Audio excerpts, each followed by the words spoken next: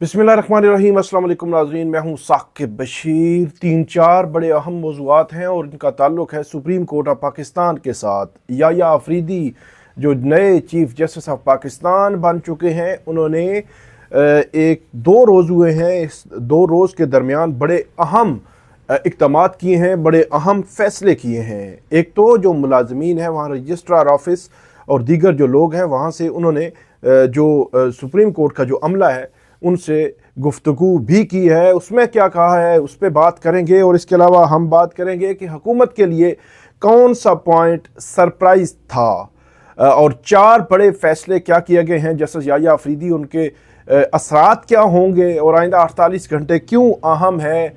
इस सारे तनाजुर पे बात करते हैं कि क्या होने जा रहा है सुप्रीम कोर्ट ऑफ पाकिस्तान में। चीफ जस्टिस काजी फाइज ईसा जो अब रिटायर हो चुके हैं, उनके जाने के बाद सुप्रीम कोर्ट का मंजरनामा बदल रहा है। नए चीफ जस्टिस आए हैं, अपनी नई पॉलिसी ला रहे हैं और नए इक़दामात और नए फैसले वो कर रहे हैं।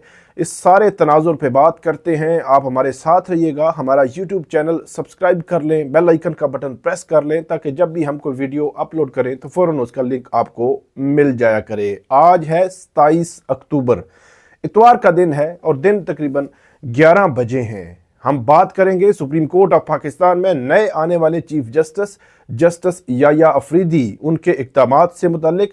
जस्टिस याया अफरीदी जब उनको नामजद किया गया तो नामजदगी हुई थी रात तकरीबन 11:15 बजे। वो सुबह 9 बजे से लेकर शाम तक तमाम सुप्रीम कोर्ट के जजेस से मिले।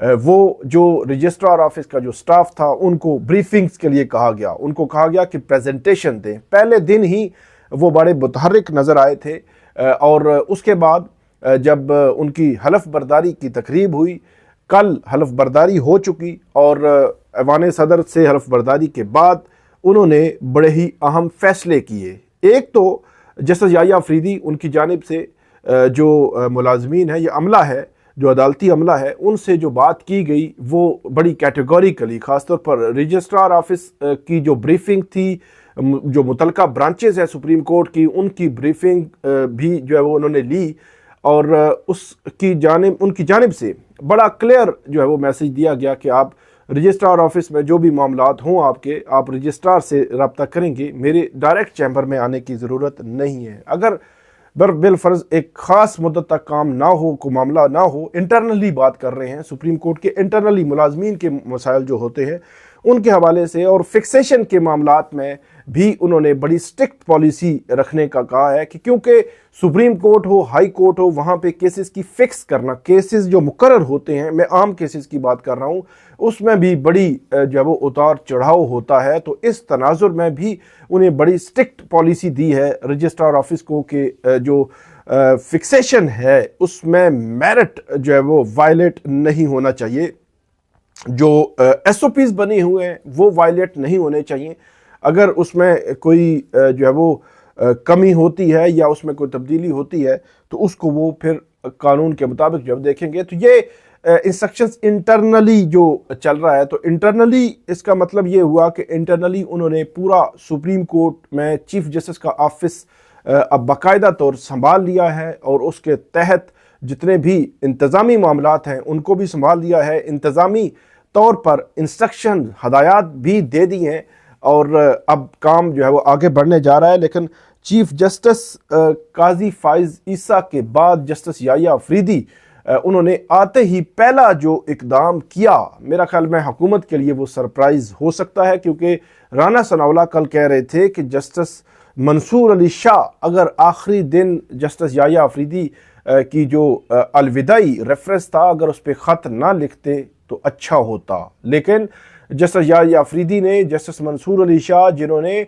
जाने वाले चीफ जस्टिस के लिए बड़ा सख्त खत लिखा, उसमें अल्फाज का चुनाव बहुत सख्त था, जस्टिस काजी फाइज ईसा के पूरे टेन्योर पर सवाल उठा दिया। उन्होंने जो मुदाखलत हुई अदलिया में, जो अदलिया की इंडिपेंडेंस कंप्रोमाइज़ हुई, उसका जिम्मेदार जो जस्टिस काजी फाइज ईसा है उनको करार दिया। लेकिन उस जो ख़त था, उस ख़त के ठीक तकरीबन 26-28 घंटे के बाद जब जस्टिस याया अफरीदी हलफ लेते हैं, तो हलफ लेने के फ़ौरन बाद वो जब वो हलफ लेते हैं तो उस हलफ के फौरन बाद जो वो पहला काम अमली तौर पर जो मीडिया में जिसकी खबर आती है वो ये होती है कि उन्होंने जो फुल कोर्ट है वो बुला ली है। फुल कोर्ट के हवाले से आपको पता है कि जस्टिस काजी फाइज ईसा के आखिरी दिनों में जब 20 सितंबर को एक ऑर्डिनेंस आया था और उस ऑर्डिनेंस में एक तासुर मिल रहा था कि वो हुकूमत के साथ मिलकर ये ऑर्डिनेंस जो है वो जारी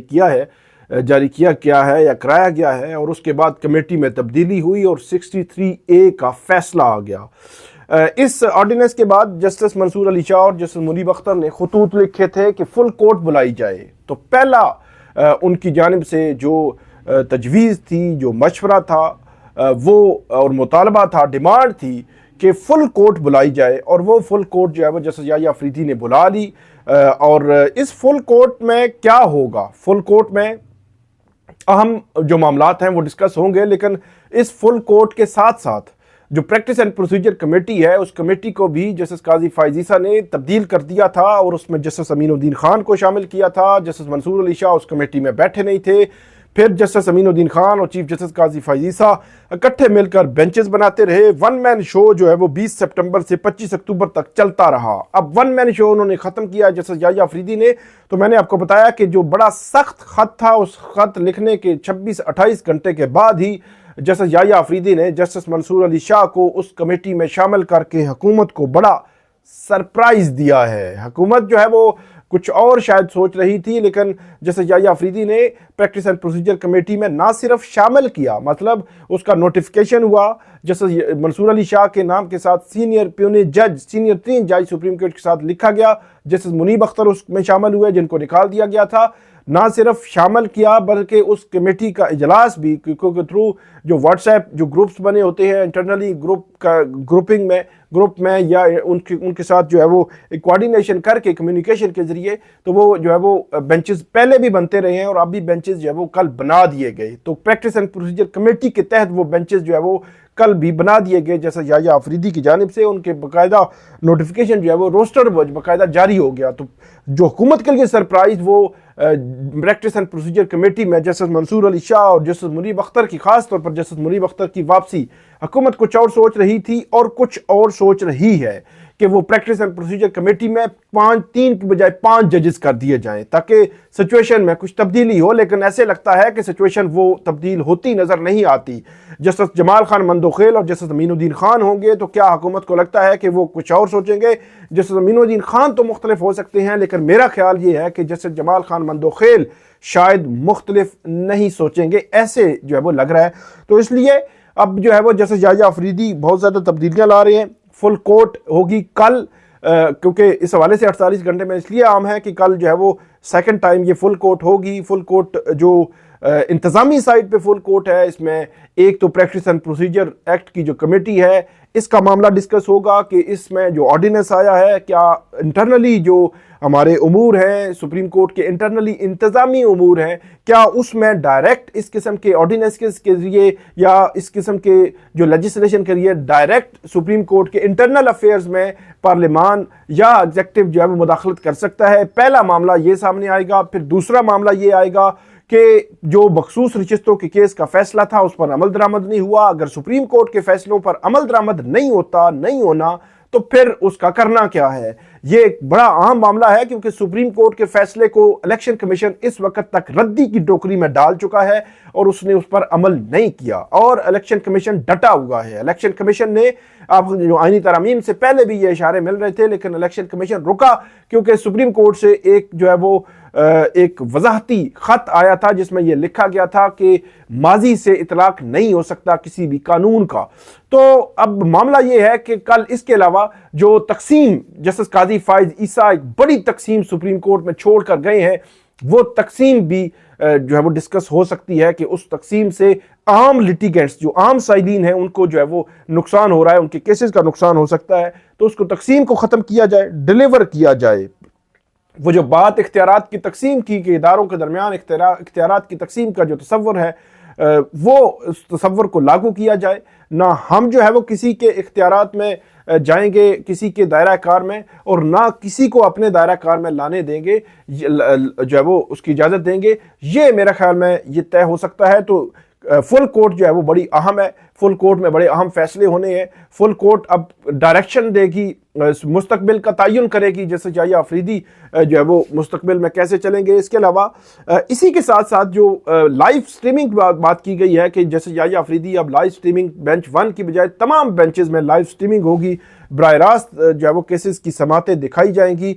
ये भी बड़ा ही शफाफियत के लिए बड़ा ज़बरदस्त इक़दाम है। ये मेरा ख्याल में इसको कंटिन्यू होना चाहिए। चीफ जस्टिस काजी फैज़ ईसा, उनका ये क्रेडिट है बिल्कुल, उसमें कोई जो है वो अगर मगर के बगैर कि उन्होंने बड़ा एक स्टेप लिया था। यकीनी तौर पर सुप्रीम कोर्ट के बाकी जजेस भी शामिल थे उसमें, लेकिन इस स्टेप को लेना जो है वो बड़ी बात थी कि बराह रास्त प्रोसीडिंग्स दिखाई जाए।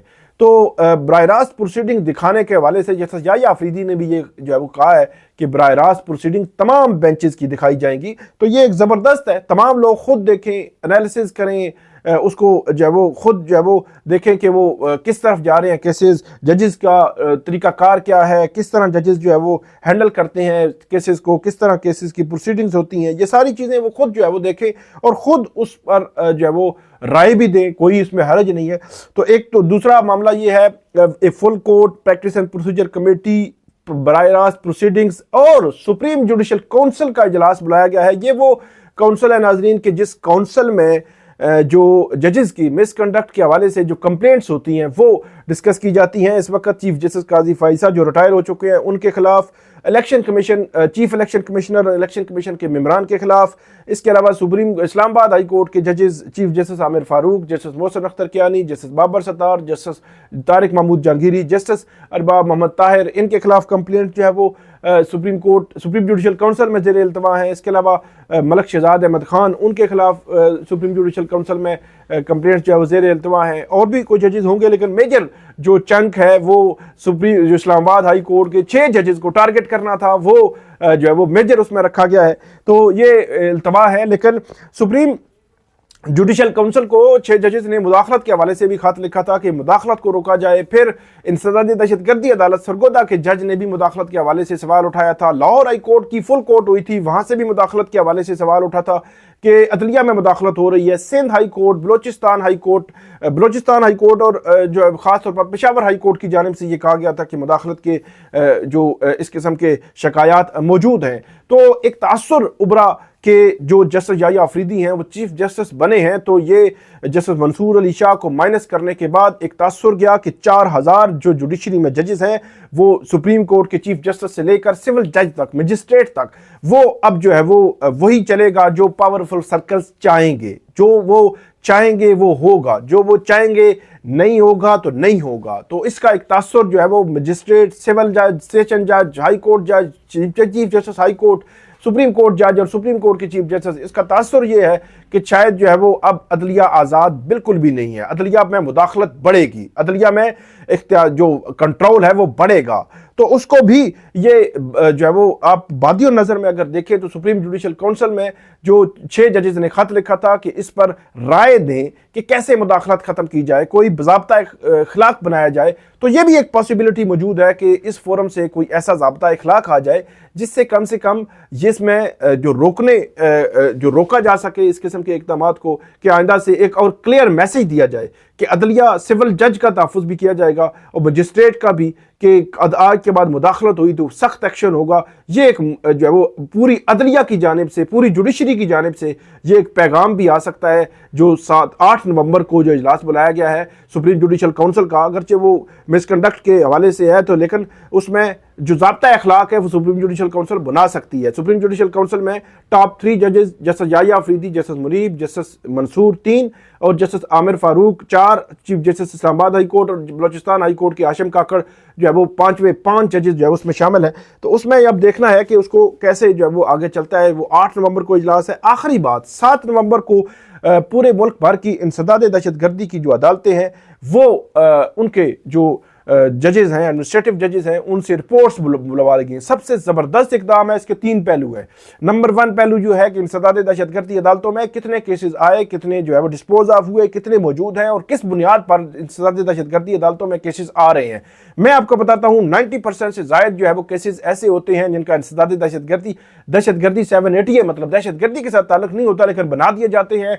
FIR में 780 लगा दी जाती है और उसके बाद फिर वो वहाँ पे चलते रहते हैं। बाद में पता चलता है इसमें दहशतगर्दी तो हुई नहीं है। बहुत कम ऐसे केसेस हैं जहाँ में दहशतगर्दी एक्चुअली हुई हो और वहाँ पे वो मुकदमात बनाए गए हों, इसलिए इस एंगल को भी देखना जरूरी है। नंबर 1। नंबर 2, 9 मई के केसेस जो है वो पड़े हुए हैं। 9 मई के ट्रायल्स मुकम्मल होने चाहिए, जल्द मुकम्मल हो चाहिए, कंक्लूड होने चाहिए।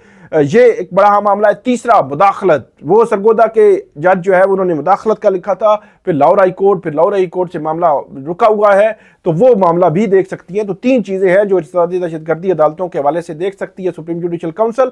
अब देखते हैं कि जस्टिस याह्या अफरीदी किस तरफ जाते हैं और हुकूमत क्या इस पे मजीद जो है वो रद्द अमल देगी। हुकूमत सोच रही है कि मजीद सुप्रीम कोर्ट में जजेस की तादाद बढ़ाई जाए और प्रैक्टिस एंड प्रोसीजर एक्ट में 5 जजेस कर दिए जाए। और फिर आईनी बेंचेस का मामला अभी आना है, आईनी बेंचेस का हेड कौन होगा, टॉप 3 कौन होंगे, बहुत अहम मामला अभी आना बाकी है। आपको हम अपडेट करते रहेंगे, हमें फीडबैक दीजिएगा। अल्लाह हाफिज।